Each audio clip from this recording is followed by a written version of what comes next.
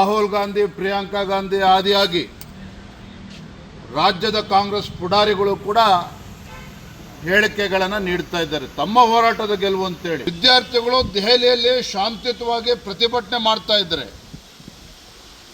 ವಿದ್ಯಾರ್ಥಿಗಳ ಪ್ರತಿಭಟನೆಯನ್ನು ದುರುಪಯೋಗ ಪಡಿಸಿಕೊಂಡು ತಮ್ಮ ರಾಜಕೀಯ ಬೇಳೆಯನ್ನು ಬೇಯಿಸ್ಕೊಳ್ತಕ್ಕಂಥ ಷಡ್ಯಂತ್ರ ಕುತಂತ್ರಗಳು ನಡೀತಾ ಇದ್ದಾವೆ. ವಾಂಗ್ಚುಕ್ ಅವರು ತಮ್ಮ ಉಪವಾಸ ಸತ್ಯಾಗ್ರಹದಿಂದ ಹಿಂದೆ ಸರಿಬೇಕಾದ್ರೆ ಇದನ್ನು ಕೂಡ ಅವ್ರು ಹೇಳಿದ್ದಾರೆ. ವಿದ್ಯಾರ್ಥಿಗಳ ಹೋರಾಟವನ್ನು ಕೆಲವು ಸಮಾಜಘಾತಕ ಶಕ್ತಿಗಳು ದುರುಪಯೋಗ ಪಡಿಸ್ಕೊಳ್ತಾ ಇದ್ದಾವೆ, ಅದಕ್ಕೋಸ್ಕರ ನಾವು ಉಪವಾಸವನ್ನು ಹಿಂತೆಗೆದುಕೊಳ್ತಾ ಇದ್ದೇನೆ ಅನ್ನೋ ಮಾತನ್ನು ವಾಂಗ್ಚುಕ್ ಅವರು ಕೂಡ ಹೇಳಿದ್ದಾರೆ. ದೇಶದ ಜನರ ವಿಶ್ವಾಸವನ್ನು ಗೆಲ್ತಕ್ಕಂಥ ನಿಟ್ಟಿನಲ್ಲಿ ವಿಫಲರಾಗಿರ್ತಕ್ಕಂಥ ರಾಹುಲ್ ಗಾಂಧಿ ಅವರು ಕಾಂಗ್ರೆಸ್ ಪಕ್ಷ ಇಂಥ ನೀಟನ್ನು ಹೋರಾಟವನ್ನು ದುರ್ಬಳಕೆ ಮಾಡಿಕೊಂಡು ತಮ್ಮ ರಾಜಕೀಯ ಭವಿಷ್ಯವನ್ನು ರೂಪಿಸ್ಕೊಳ್ಳೋಕೆ ಹೊರಟಿದ್ದಾರೆ.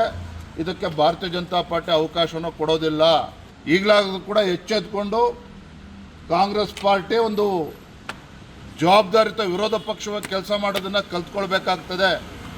ಮಕ್ಕಳ ಭವಿಷ್ಯದ ಜೊತೆ ಚೆಲ್ಲಾಟ ಆಡಬಾರ್ದು ಅಂತೇಳಿ ನಾನು ಈ ಸಂದರ್ಭದಲ್ಲಿ ತಮ್ಮ ಮುಖೇನ ಆಗ್ರಹವನ್ನು ಪಡಿಸ್ತಾ ಇದ್ದೇನೆ. ಕೇಂದ್ರ ಸಚಿವರಾಗಿದ್ದಂತಹ ಧರ್ಮೇಂದ್ರ ಪ್ರಧಾನ್ರವರು ನೀಟ್ ವಿಚಾರದಲ್ಲಿ ತಮ್ಮ ರಾಜೀನಾಮೆಯನ್ನು ಸಲ್ಲಿಸಿದ್ದಾರೆ. ದೃಶ್ಯ ಮಾಧ್ಯಮಗಳಲ್ಲಿ ಕಾಂಗ್ರೆಸ್ ನಾಯಕರ ಹೇಳಿಕೆಗಳನ್ನು ನಾನು ಗಮನಿಸ್ತಾ ಇದ್ದೇನೆ. ತಮ್ಮ ಹೋರಾಟಕ್ಕೆ ಸಂದಿರ್ತಕ್ಕಂಥ ಗೆಲುವು ಅಂಥೇಳಿ ರಾಹುಲ್ ಗಾಂಧಿ, ಪ್ರಿಯಾಂಕಾ ಗಾಂಧಿ ಆದಿಯಾಗಿ ರಾಜ್ಯದ ಕಾಂಗ್ರೆಸ್ ಪುಡಾರಿಗಳು ಕೂಡ ಹೇಳಿಕೆಗಳನ್ನು ನೀಡ್ತಾ ಇದ್ದಾರೆ, ತಮ್ಮ ಹೋರಾಟದ ಗೆಲುವು ಅಂತೇಳಿ. ಮತ್ತೊಂದು ಕಡೆ ಇದು ಕಾಂಗ್ರೆಸ್ ಪಕ್ಷದ ಗೆಲುವು ಅಥವಾ ಸಿಜೆಪಿಯ ಗೆಲುವು ಅಂತೇಳಿ ಅದು ಕೂಡ ಚರ್ಚೆ ನಡೀತಾ ಇದೆ ಬೇರೆ ಬೇರೆ ಟಿವಿ ಚಾನೆಲ್ಗಳಲ್ಲಿ.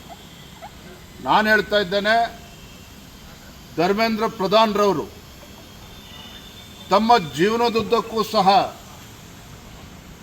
ಈ ದೇಶದ ವಿದ್ಯಾರ್ಥಿಗಳ ಧ್ವನಿಯಾಗಿ ಅಖಿಲ ಭಾರತೀಯ ವಿದ್ಯಾರ್ಥಿ ಪರಿಷತ್ ABVPಯ ಮುಖೇನ ವಿದ್ಯಾರ್ಥಿಗಳ ಧ್ವನಿಯಾಗಿ ಹಲವಾರು ವರ್ಷಗಳಿಂದ ಹೋರಾಟವನ್ನು ಮಾಡ್ಕೊಂಡು ಬಂದಿರತಕ್ಕಂಥವ್ರು.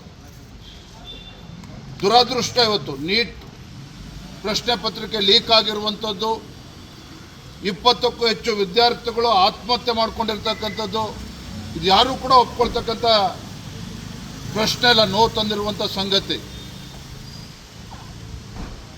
ಆದರೆ ಇಂಥ ಸಂದಿಗ್ಧ ಪರಿಸ್ಥಿತಿಯಲ್ಲಿ ವಿದ್ಯಾರ್ಥಿಗಳು ದೆಹಲಿಯಲ್ಲಿ ಶಾಂತಿಯುತವಾಗಿ ಪ್ರತಿಭಟನೆ ಮಾಡ್ತಾ ಇದ್ದಾರೆ. ವಿದ್ಯಾರ್ಥಿಗಳ ಪ್ರತಿಭಟನೆಯನ್ನು ದುರುಪಯೋಗ ಪಡಿಸಿಕೊಂಡು ತಮ್ಮ ರಾಜಕೀಯ ಬೇಳೆಯನ್ನು ಬೇಯಿಸ್ಕೊಳ್ತಕ್ಕಂಥ ಷಡ್ಯಂತ್ರ ಕುತಂತ್ರಗಳು ನಡೀತಾ ಇದ್ದಾವೆ.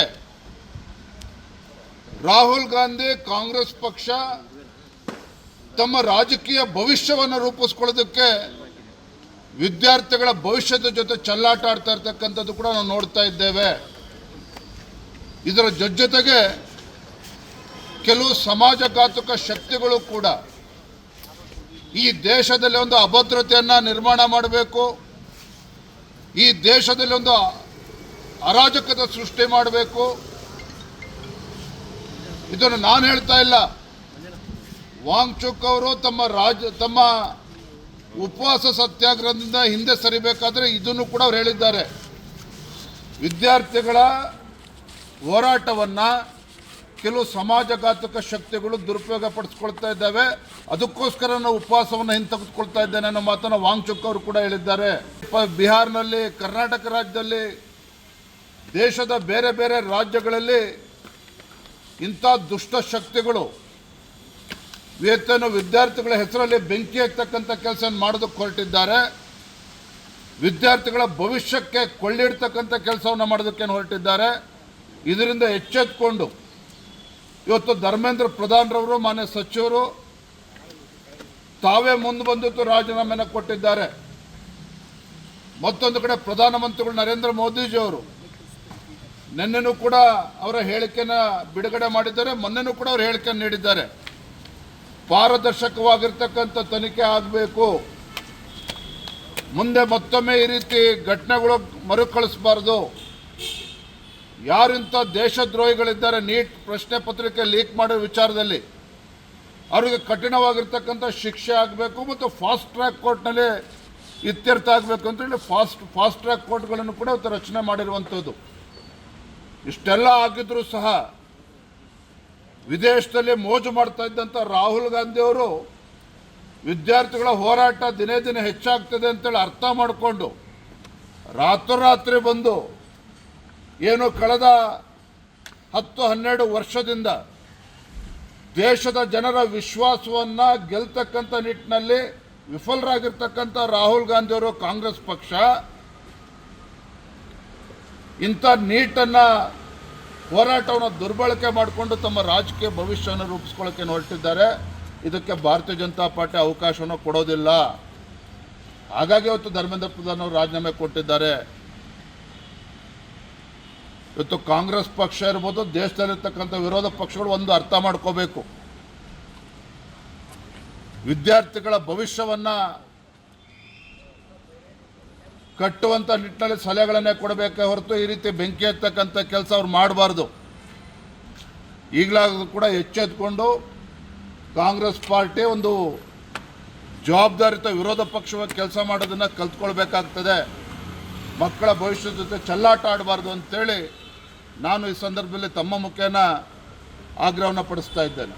ನಮ್ಮ ಕಾರ್ಯಕ್ರಮಗಳನ್ನು ನೀವು ನೋಡ್ತಾ ಇದ್ರೆ ನಮ್ಮ ಚಾನೆಲ್ ಅನ್ನ ಸಬ್ಸ್ಕ್ರೈಬ್ ಮಾಡಿ, ಪಕ್ಕದ ಬೆಲ್ ಐಕಾನ್ ಒತ್ತಿ ನಮ್ಮನ್ನ ಬೆಂಬಲಿಸಿ. ಹಾಗೆ ನಮ್ಮ ಕಾರ್ಯಕ್ರಮಗಳನ್ನ ಲೈಕ್ ಮಾಡಿ, ಕಮೆಂಟ್ ಮಾಡಿ, ಅದನ್ನ ಬೇರೆಯವರಿಗೂ ವಾಟ್ಸ್ಆಪ್ ಮೂಲಕ ಶೇರ್ ಮಾಡಿ.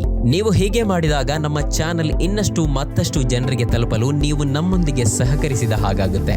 ಇದು ನೀವು ಯಾವುದೇ ಖರ್ಚಿಲ್ಲದೆ ಕೆಲವೇ